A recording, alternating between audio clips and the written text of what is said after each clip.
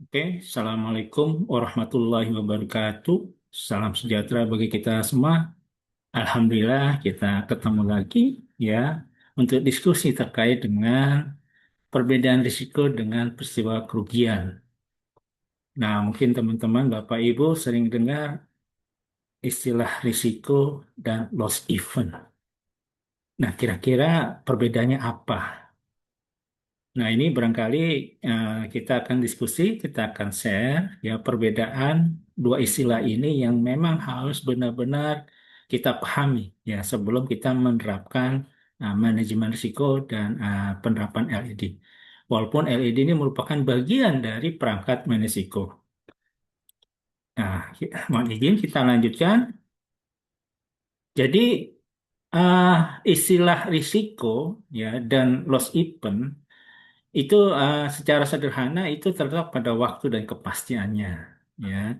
Nah, di sini saya akan jelaskan perbedaan masing-masing berdasarkan beberapa hal. Ya, pertama terkait dengan definisi dasar. Risiko adalah sesuatu yang mungkin terjadi di masa depan. Jadi sekali lagi, peristiwa yang belum terjadi, peristiwa yang akan terjadi di masa depan. Nah, kata mungkin ini adalah menggambarkan ya periode waktu bahwa peristiwa itu belum terjadi atau peristiwa itu akan terjadi di masa depan. Makanya di dalam mengukur risiko itu ada dua dimensi yang kita ukur atau kita analisa, yaitu dimensi probability dan dampak. Nah, probability inilah yang menggambarkan bahwa peristiwa itu belum terjadi dan akan terjadi di masa depan. Ini ISO 31000 mendefinisikan sebagai efek dari ketidakpastian terhadap sasaran. Ya, karena pengelolaan risiko itu memang bertujuan untuk risiko-risiko yang dapat mengganggu sasaran suatu organisasi, perusahaan, atau bahkan negara, atau bahkan masyarakat. Ya, sasaran itu bisa dalam bentuk, kalau untuk korporasi ya, bisa dalam bentuk target RKAP, KPI, ya, program kerja, dan sebagainya. Kalau pemerintah mungkin dalam bentuk program-program pemerintah, ya, program strategi pemerintah, ya kayak NBG, ya terus kayak apa pembangunan konstruksi bangunan untuk masyarakat, ya jalan-jalan tol dan sebagainya. Itu sasaran. Sudah pasti untuk mencapai sasaran itu ya banyak halangan, banyak tantangan, banyak risiko-risiko yang menghalangi sehingga sasaran itu bisa tidak tercapai kalau kita tidak mengelola risiko itu. Jadi risiko ini adalah potensi masalah yang belum terwujud. Ya, nah ini yang kadang-kadang ya risk owner agak salah nih, sehingga kadang-kadang risk owner ini tidak mau mendisclose risikonya. Karena risiko itu adalah peristiwa yang belum terjadi, masih sifatnya potensi. Seharusnya risk owner ini ya terbuka, mengidentifikasi risiko, kira-kira risiko apa saja yang bisa mengganggu target saya, sasaran risk owner apa. Hingga kalau dia sudah mengidentifikasi, diharapkan nanti dia lebih siap dalam menghadapi berbagai tantangan ke depan, menghadapi berbagai risiko depan. Sehingga dia melakukan mitigasi yang pada akhirnya sasaran atau target series owner akan tercapai. Nah, tapi masih ada loh sebagian owner yang nggak mau mendisklose. Nah, ini adalah sikap yang kurang baik ya, yang salah menurut saya. Nah, kalau less event adalah sesuatu peristiwa yang sudah terjadi. Ya, ini adalah bisa juga risiko yang sudah terjadi. Yang tadinya jadi risiko, kemudian dia terjadi. Ya, ya, sehingga menjadi kenyataan dan menghasilkan dampak negatif kerugian nyata bagi organisasi. Loss event. Jadi risiko yang terjadi dan berdampak negatif atau kerugian kepada perusahaan. Ya, jadi memang LED itu adalah peristiwa yang sudah terjadi yang berasal dari risiko-risiko yang kita buat pada awalnya. Yang tadinya masih sifatnya potensi, kemudian itu terjadi, ya maka itu uh, bisa menjadi suatu masalah. Dan kalau masalah itu merugikan perusahaan atau negara dan sebagainya, nah dia bisa dikatakan sebagai loss event, peristiwa kerugian. Nah, itu bedanya, ya. Nah, perbedaan lainnya nih ya supaya lebih jelas.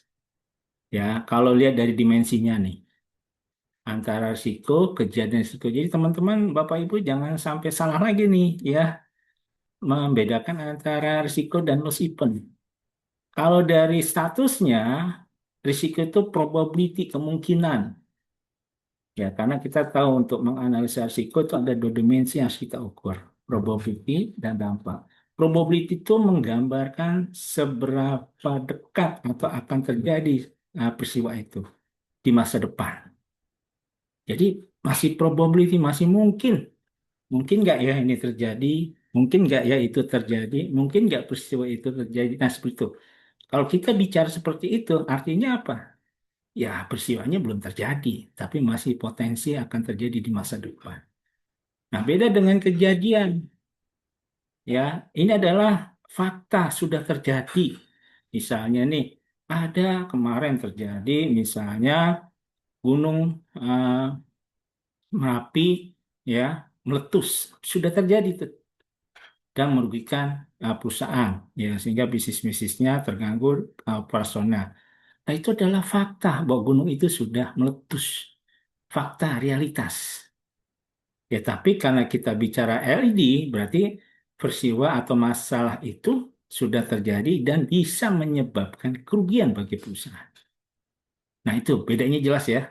Kalau risiko masih mungkin atau belum terjadi, kalau kejadian kerugian adalah sudah terjadi, ya, atau sudah menjadi masalah. Nah, kalau dilihat dari dimensi waktu, nah, kalau risiko itu terjadi di masa depan, forward looking. Kalau kejadian kerugian bisa itu terjadi masa lalu. Nah, jelas ya.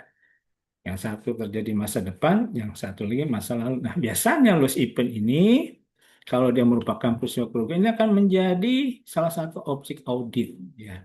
Apalagi kalau sampai merugikan perusahaan atau negara. Ya, ini biasanya menjadi sasaran-sasaran ya audit ya, baik internal maupun eksternal.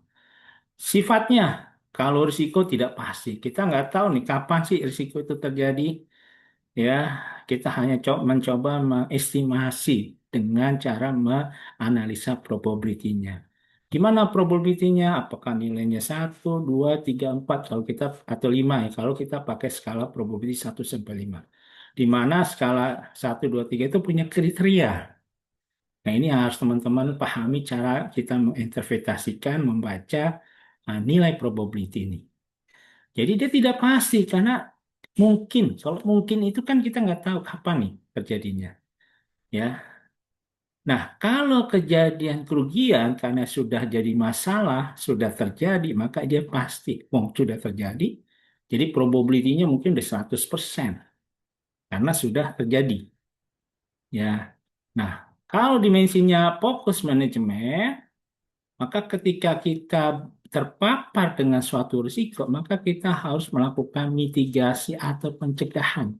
Semangatnya bagaimana nih kita mencegah supaya risiko ini tidak terjadi? Bagaimana risiko ini tidak menjadi kerugian di masa depan? Tidak terjadi kerugian, tidak terjadi. Nah, ini kita melakukan pencegahan, prevention. Kita mitigasi. Nah, sedangkan kalau kejadian kerugian, ya karena sudah terjadi, ya, dan merugikan perusahaan, maka kita harus memberikan respon. Gimana sih? Misalnya contohnya, ada kejadian atau peristiwa kehilangan mobil dinas perusahaan.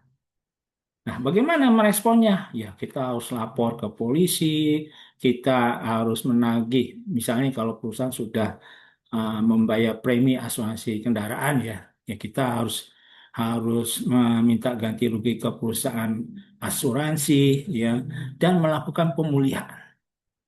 Ya, pemulihan itu barangkali nanti ya kita beli lagi Kak mobilnya atau nanti kita sewa dan sebagainya. Jadi ada mitigasi atau respon tetapi dalam rangka untuk menangani ya kejadian kerugian pada saat itu ya sehingga tidak berlarut-larut ya merugikan perusahaan atau kita melakukan respon supaya peristiwa kerugian itu juga tidak akan terjadi lagi di masa depan. Nah ini ya, jadi kita menangani. Misalnya tadi ada kejadian kerugian kebakaran, contoh lagi nih. Kebakaran sudah terjadi tuh, misalnya di beberapa kemarin ya, kita dengar kabar misalnya ada kebakaran di perusahaan anak kita atau di kantor cabang kita. Nah, kita merespon bagaimana nih setelah terjadi kebakaran, ya kita panggil pemadam kebakaran, kita evakuasi, kita bikin alternatif office dan sebagainya. Itu respon. Ya, kita selamatkan orangnya, asas setidaknya itu respon. Kan itu sudah terjadi. Nah, ini yang membedakan ya fokus penanganan atau pengendalian ya antara risiko dengan kejadian kerugian. Nah, contoh indikator ya yang menggunakan risiko itu adalah key risk indicator. Key risk indicator itu leading ya indikator ya sebelum risiko itu terjadi. Jadi dia lebih early. Karena KRA ini bisa dikatakan sebagai tools untuk membantu kita melakukan early warning system. Nah, kalau kejadian contoh indikatornya adalah KPI. Nah, KPI itu ya realisasi KPI. Oh, misalnya tahun ini KPI saya nggak tercapai, oh hanya 50%, oh hanya 70%. Itu ada sesuatu yang sudah terjadi. Ya, atau 8 rugi laba. Ya, rugi perusahaan. Nah, 8 rugi laba, misalnya kita melaporkan 8 rugi laba triwulan 1 tahun 2026. Nah, itu adalah kejadian-kejadian atau indikator yang mencerminkan ya kejadian kerugian kalau memang di laporan rugi itu ya kita melakukan rugi ini ada kerugian nih ya di triwulan 1, triwulan 2 dan 3.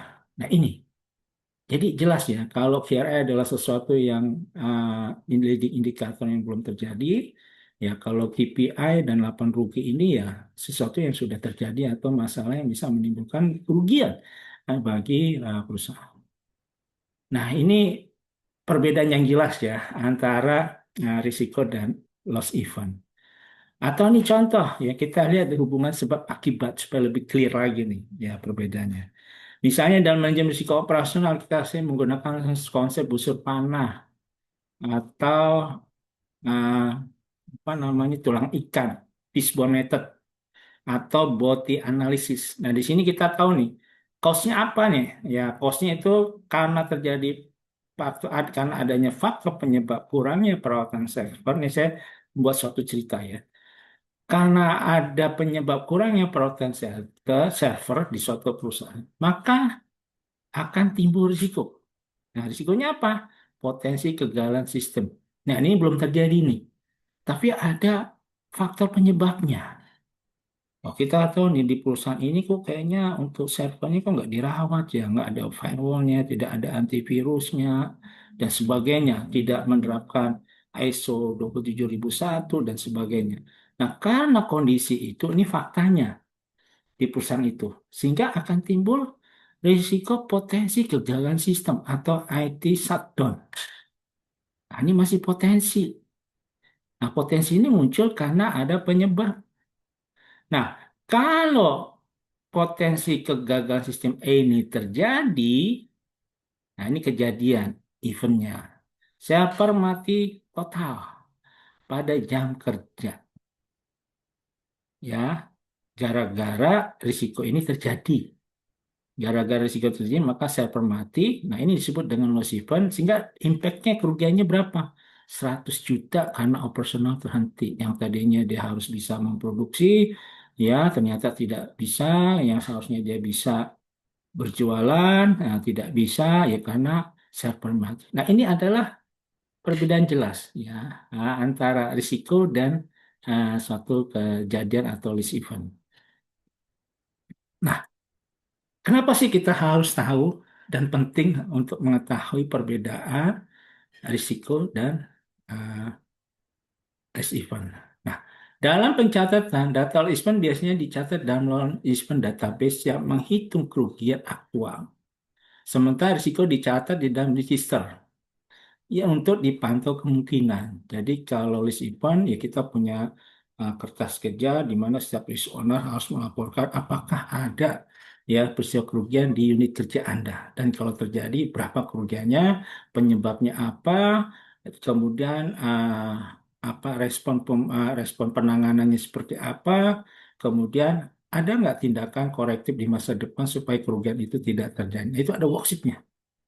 Sementara kalau risiko itu dicatat dalam register. Jadi perusahaan-perusahaan itu kita diminta biasanya untuk mengelola risiko-risiko utama yang biasanya ada di RKP.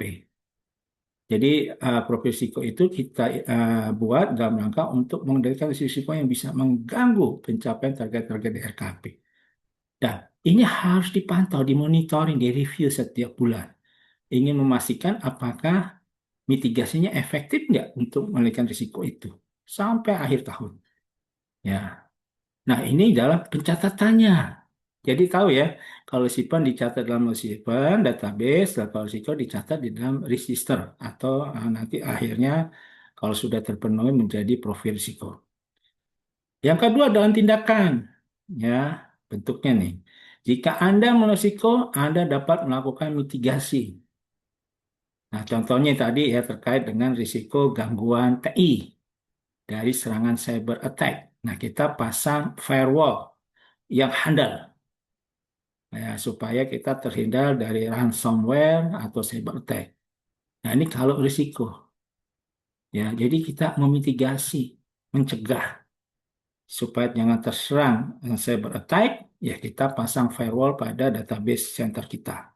Nah, tapi kalau Anda berhadapan dengan loss event, ya Anda melakukan ya penanggulangan atau disaster recovery kan udah terjadi. Misalnya kalau tadi contohnya ada kejadian meskipun kebakaran, ya Anda harus menanggulangi ini gimana supaya kebakaran ini tidak semakin besar, gimana nih supaya tidak mengorban jiwa, ya aset-aset kritikalnya selamat. Nah, Anda melakukan penanggulangan, ya. Dan bagaimana memulihkan setelah terjadinya kebakaran itu. Nah, itu contoh sederhana.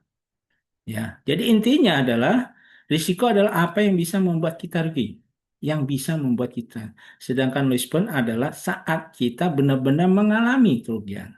Jadi sudah terjadi. Kalau ini kan apa yang bisa artinya sesuatu yang mungkin terjadi.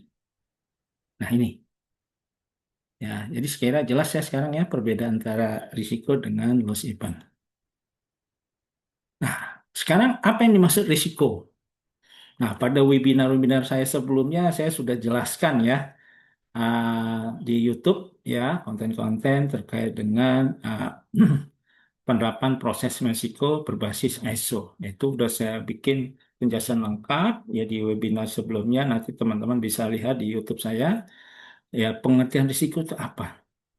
Risiko adalah efek dari ketidakpastian sasaran. Nah ini konsep menurut ISO 31000 tahun 2018. Jadi efek dampak ya. Nah, dampak itu bisa positif, bisa negatif, ya, ya, yang bisa mengganggu nah, sasaran.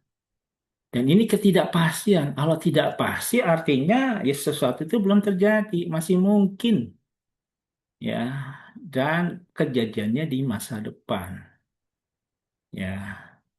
Nah, ini ketidakpastiannya, ya. Jadi kemungkinan itu suatu kemungkinan yang akan terjadi. Nah, sasaran itu apa? Ya, contoh sederhana kalau korporasi sasaran itu adalah target RKAP, RJPP, inisiatif strategis, ya, program kerja. Jadi kita harus mengidentifikasi risiko yang bisa mengganggu ya pencapaian sasaran ini atau sasaran pribadi. Misalnya Anda ingin menjadi dokter, ya, kira-kira ada nggak risiko yang bisa mengganggu Anda menjadi dokter? Nah, Anda bisa identifikasi. Ya, karena itu adalah sesuatu di masa depan. Jadi kita identifikasi dari awal. Nah, ini saya kira definisi risiko menurut ISO 31000 versi 2018. Nah, ini sekali lagi, ya supaya lebih clear, terang benderang, apa bedanya risiko dan lead.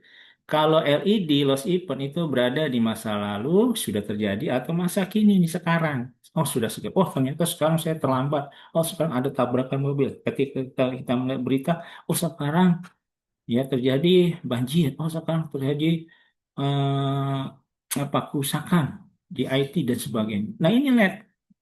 Jadi LED ini terjadi di masa lalu dan saat ini. Nah sedangkan risiko ini terjadi di masa depan. Maka kita diminta, kalau kita melakukan analisa risiko kita diminta untuk mengukur probability-nya berapa. Nah ini, jelas ya? Ya, mudah-mudahan jelas. Nah, sementara definisi loss event ya adalah basis data yang digunakan organisasi untuk mencatat, mengklasifikasi, dan mengolah data kajian kerugian yang telah terjadi secara historis. Nah, historis ya, berarti sudah masa lalu nih. Dalam kerangka risiko opsional, LD merupakan instrumen penting untuk memahami frekuensi dan dampak dari risiko yang telah terjadi. Nah, jadi sebagian ya jadi peristiwa kerugian adalah berasal dari risiko yang sudah terjadi. Ya. Nah, di sini perangkat risiko operasional yang digunakan untuk pencatatan dan pengelolaan suatu peristiwa kerugian atau LAD atau loss event mulai dari awal ditemukan peristiwa sampai dengan penyelesaian. Nah, nanti ada worksheet-nya, ada kertas kerjanya. Ya, nanti akan saya jelaskan ya khusus untuk penerapan LED. Bagaimana sih prosedurnya, metodologinya, terus seperti apa worksheet-nya, kertas kerja untuk mencatat LED ini. Nanti akan saya jelaskan di webinar berikutnya. Database kejadian kerugian loss event database ya atau loss event database merupakan data kerugian yang pernah dialami perusahaan ya dicatat secara sistematis dengan klasifikasi. Jadi kalau di suatu perusahaan nggak semua kerugian itu dicatat. Misalnya kerugian di perusahaan kan punya aset, misalnya uh, biasanya kita menggunakan alat-alat tulis lah, pulpen, penggaris, ya, tip X misalnya. Wah, ada kehilangan tip X yang harganya cuma 10.000. Wah, itu pasti itu kan memang kerugian, tapi itu tidak menjadi prioritas untuk dicatat sebagai data tulis. Jadi nanti ada suatu ruang lingkup, suatu klasifikasi peristiwa kerugian yang mana yang harus dicatat, yang menjadi perhatian perusahaan supaya ke depan peristiwa kerugian itu tidak terjadi kembali. Jadi kita catat peristiwa kerugian yang memang signifikan ya, nah, dampak kerugiannya kepada uh, perusahaan. Jadi ada ruang lingkupnya dan ini harus disepakati oleh seluruh risk owner ya, baik direksi maupun divisi atau pejabat-pejabat lainnya yang bertugas untuk mengumpulkan dan mengolah ya loss event ini. Ya, data kerugian yang dimiliki perusahaan dicatat secara komprehensif di mana data tersebut menjangkau seluruh aktivitas dan exposure yang material dari seluruh unit. Jadi kembali lagi tergantung kepada klasifikasi loss event. Kalau di perusahaan itu ada proses bisnis, misalnya produksi. Di produksi terjadi misalnya materialnya sudah hilang atau terjadi pembusukan. Ya itu dicatat sebagai loss event. Atau di industri ketika terjadi